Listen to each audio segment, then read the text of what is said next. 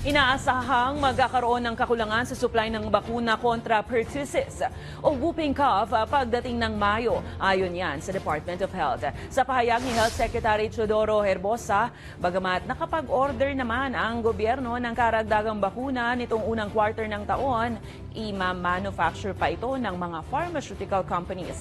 Sa pinakahuling datos ng Health Department, nasa 890 na ang naitalang kaso ng pertussis sa bansa mula Enero. 49 rito ang nasawi. Gayunpaman, sinabi naman ng PhilHealth na sakop ng coverage nila ang mga miyembro na tatamaan ng naturang sakit.